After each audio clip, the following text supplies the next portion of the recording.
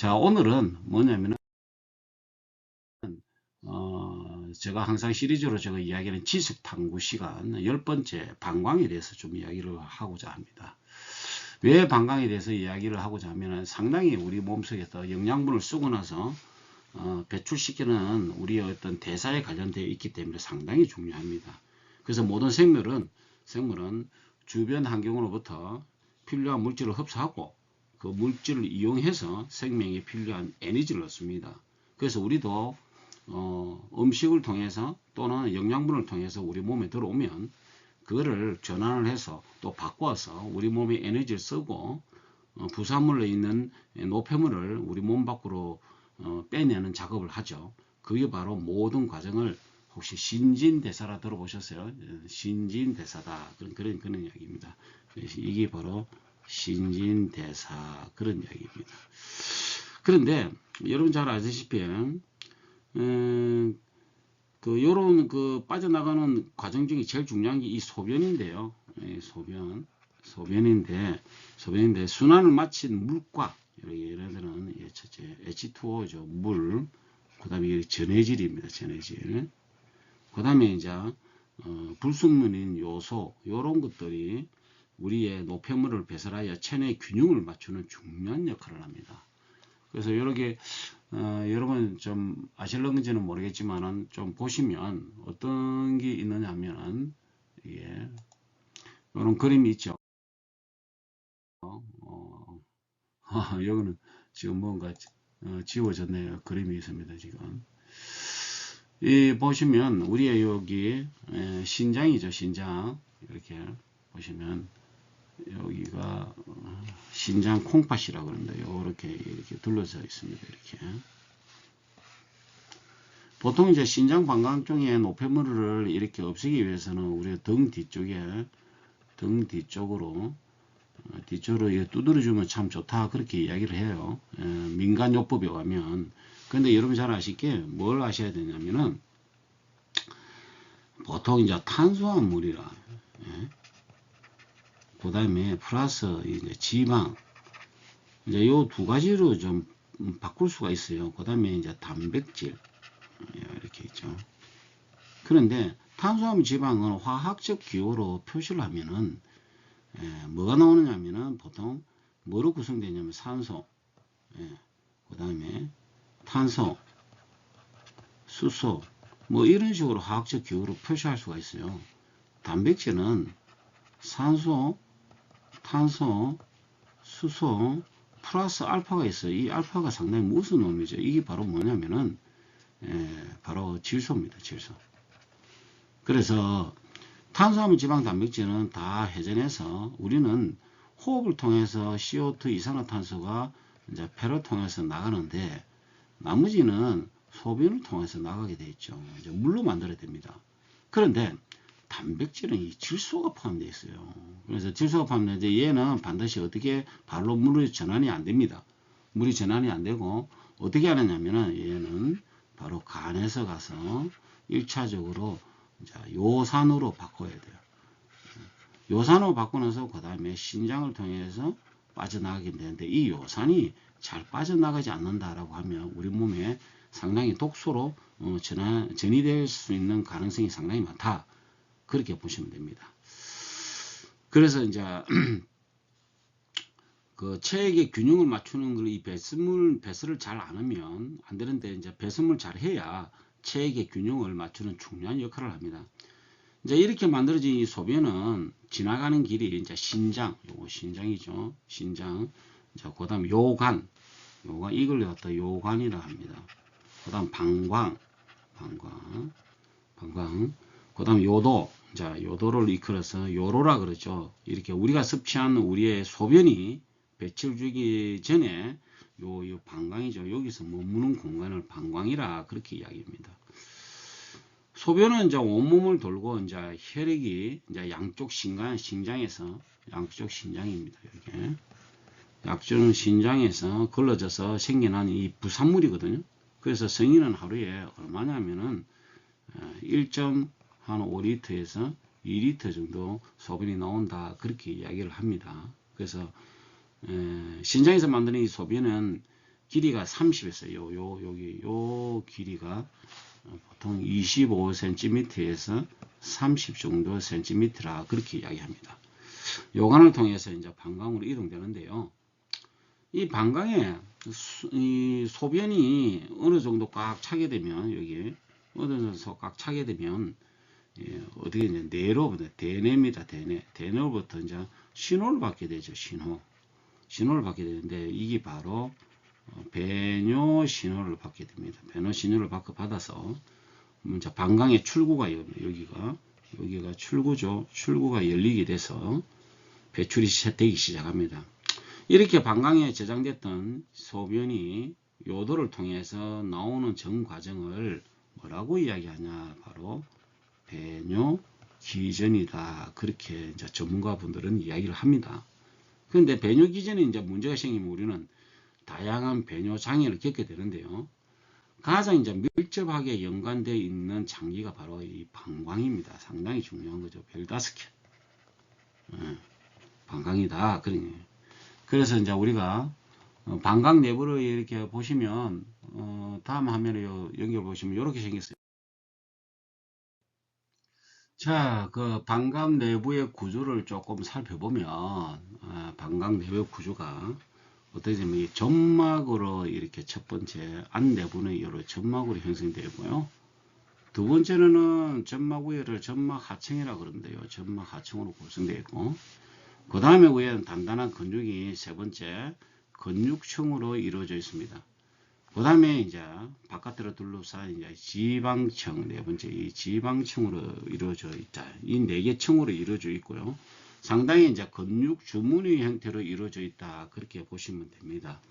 신축성이 너무 좋아가지고요. 소변이 차면은 이 풍선처럼 이렇게 부풀어 늘어났다가 배출이 되면 작게 오므러드는 특징이 있어요. 이제 소변 배출을 위해 방광이 수축이 될 때는 방광 입구에서 수도꼭지처럼 잠겼던 요도 관략근이 있는데, 예를 들어 이게 방광이라면 이제 요쪽 부분이 되겠죠. 이렇게 되어 있으면 여기가 요로 관략근, 요도 관략근이 되겠죠.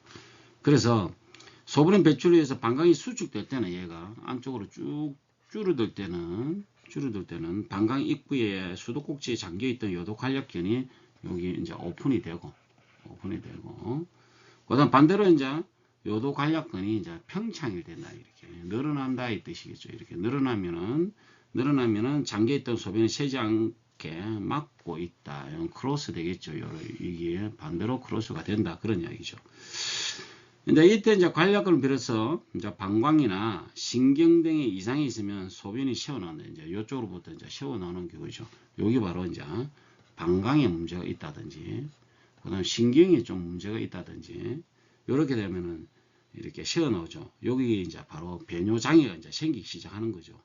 그래서 우리가 전문가들이 이야기하는 배뇨 장애의 원인이 뭘까라고 이제 하니까 그게 바로 첫 번째 이제 우리 이쪽에 이제 염증이 생긴다든지, 그 다음에 우리가 암의 종양이 생긴다든지, 그 다음에 요 주변에 둘러싼 상당히 중요한 이 신경이 조금 문제가 생긴다든지, 신경이, 또는 근육이 약해졌을 때, 요로 관략근 주변에 염증, 암, 신경, 근육이 약해졌을 때, 이제 전체적으로 우리가 뭐라고 하냐면, 배뇨 장애가 일어난다. 그렇게 이야기들을 해요. 그래서 다음 화면에 이제 이런 그림이 나오겠죠. 이렇게 그림이 나오겠죠. 여기 보시면 이제 배뇨 장애, 관략경, 방광, 신경 뭐 이렇게 나오죠. 이렇게 보시면 관략경, 방광, 신경에 이상이 있으면 소변이 새어나오거나 안 나오는 등의 배뇨 장애가 일어난다. 그런 이야기예요. 그래서 배뇨 장애의 이제 흔한 원인으로서는 어떤 현상이 일어나냐, 그게 바로 이런 그림을 볼 수가 있습니다. 방광염이 일어났을 때 제일 먼저 우리가 방광염이라고 그랬습니다. 이 방광염이 염증이 생기는 이 내부에 이제 우리 내부에 이렇게 염증이 생긴다는 거예요. 염증이 생길 때 방광염이라고 그러죠. 그 다음에 이제 요실금이라고 그러죠. 예. 여성분은 잘 아는 상이고, 그럼 전립선 비대증이죠. 이제 예를 들어 가지고 이제 방광 쪽에서 차지하고 있다가 이쪽으로 이제 간이 흘러가는 부분에 이유 모르게 근육층이 생기는 거죠. 전립선 비대증이다 그렇게 얘기해요. 그래서 방광염은 흔히 오줌 소태다 그러네요. 오줌 소태다. 이렇게 일어나는 원인은 주로 이제 신경성이 과도한 스트레스, 과도한 순간적 뭐 걱정 뭐 이런 것들을 인해 가지고 나타나는데 오줌 소태라 그러죠. 오줌 소태. 아랫배 불편감이 이제 첫째로 이렇게 이제 아랫배에 살살 아프다든지 불쾌감을 느낀다 그런 이야기죠. 그 다음에 소변이 자주 마렵고 이제 급하게 이제 소변을 보고 급하게 이제 참지 못하는 이 그걸 뭐라 하면 절방뇨라 그렇게 이야기합니다. 절방뇨. 그런 증상이 보이죠. 그래서 소변에서 이제 또 이렇게 냄새가 나는 경우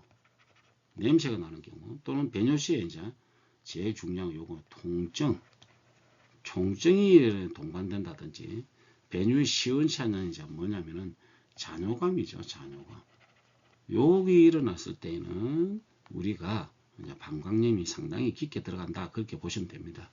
여성은 이제 남성에 비해 요도와 방광의 길이가 차이가 난다 그렇게 이야기 들으셨죠. 요도와 방광의 길이가 차이 난다. 그게 바로 뭐냐면요. 여기 보시면 여성분들의 요도는 이렇게 짧습니다. 예, 이렇게 짧습니다. 남성의 요도는 관략근이 여기 있죠. 예를 들어 그 전립선 비대증 이제 이걸 이야기하는 기고 요도의 길이가 상당히 깁니다. 이렇게. 그래서 요도와 방광의 사이의 길이가 여성분은 짧기 때문에 방광염 같은 요로 감염, 요로 감염이다. 이렇게 이야기하죠. 생기시고요. 요실금은 소변이 이제 조금씩 쉬어나는 것으로 또 기침이나 옷을 입을 때 움직일 때 막 자기도 모르게 이제 나오는 경우를 그렇게 요실금 현상이다 그렇게 보시죠. 근데 소변이 이제 배출되는 질환인데 이제 전립선 비대증은 보통 이제 전립선 비대증은 한 50대 이후부터 이렇게 이야기를 합니다.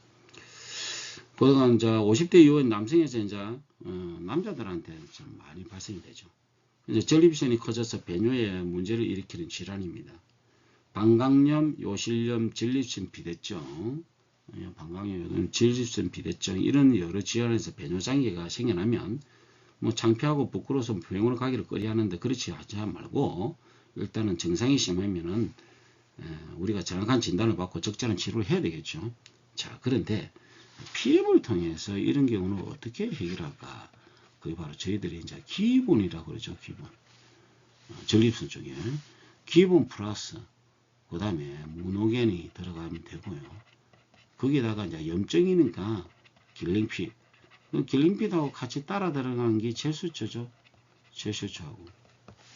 근데 이제 문제는 요 여성분의 방광, 남성들도 역시 마찬가지고 요도 요런 쪽에는 뭐 하고 있냐면은 노폐물이 항상 있다 이 뜻이죠.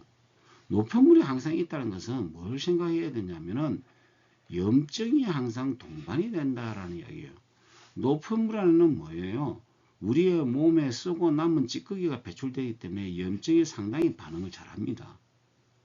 그렇기 때문에 항상 우리가 청결해야 되고 우리는 항상 이렇게 그런 부분들을 신경을 좀 써야 되겠죠. 그런데 방광 내부에 그 다음에 요로 간 내부에는 항상 세균과 박테리아 균들이 있을 수밖에 없어요. 그래서 제일 중요한 전문가 이야기들은 pH 밸런스가 상당히 중요하다 그렇게 이야기합니다. 이게 무슨 뜻이냐? 바로 0.9%의 염분 농도가 맞지 않으면 바로 염증이 생기기 시작한다 그런 이야기죠. 그럼 pH 밸런스는 뭐로 돼야 될까요? 예, 이 pH 밸런스가 이 염분 농도가 맞아야 된다 그런 이야기입니다. 이 염분 농도가 맞지 않으면 안 되겠죠. 그 염분 농도를 맞춰줘야지만이 염증에서 해결할 수 있는데 저희들 물론 PM에서 염분 농도 맞게끔 전부 다 돼 있지만 따로 저는 따로 이야기를 좀 드리고 싶어요. 예를 들어 가지고 뭐 집에 있는 주겸을 통해서라든지, 그다음에 이제 요번에 이제 새로 나온 이제 우리 그 제품 중에 피트니스 드링크 있잖아요. 그게 바로 염분 농도를 맞게끔 만들어 놨어요. 왜? 운동을 하면서 이제 염분이 빠지니까 자연스럽게 우리 신체의 밸런스를, pH 밸런스를 맞춰놓은 겁니다. 바로 피트니스 드링크 상당히 잘 만들었더라고요. 그래서 여러분들이 이제 그 위에 조금 더 빨리 이 부분을, 환경을 개선하려한다, 뭐 이런 부분을 환경을 개선하려한다 라면 저는 별도의 이제 주경도 마다하지 않겠다, 그런 이야기입니다. 그거는 본인 판단해서 알아서 하시면 되고요. 그 다음 중요한 게 있죠. 염증이 생기고 요록 활약근에 탄성이 없으면 안 되겠죠. 가장 밀접한 게 바로 뷰티입니다. 뷰티가 뭐라 그랬죠? 예, 모세혈관, 수축, 이완 상당히 빠르게 하고 있죠. 근육, 즉 빨간 세포를 재생시키는데 상당히 필요한 게 바로 뷰티다라고 이야기를 드릴 수 있겠습니다. 그래서 이제 평상시에 이제 우리가 방광 건강하기 위해서는 뭐 적절한, 제일 중요한 뭐 수분도 이렇게 좀 흡수하셔야 되고요. 물을 전혀 먹지 않으면 안 됩니다. 우리가 노폐물을 또 깨끗하게 씻어야 되고, 농도를, 오줌 안에 있는 농도를 조금 증가시키기 위해서 수분을 좀 적절하게 해야 되고, 대분 후에 이제 청결하게 씻는 습관도 좀 가져야 되고, 제일 중요한 게는 이제 소변을 참지 않는 게 상당히 중요하다라는 이야기입니다. 그래서 여러분들은 이제 청결 운동에 조금 신경을 썼으면 좋겠다는 뜻에서 제가 이야기를 했습니다. PM 제품과 방광의 관계에 대해서 우리가 너무 전문가적으로 들어가면 힘들어지잖아요. 그래서 굵게 짧게 이렇게 제가 지식 탐구 시간에 방광에 대해서 이야기를 했습니다. 자, 오늘 감사합니다. 다음 시간에 또 다른 걸로 찾아뵙도록 하겠습니다.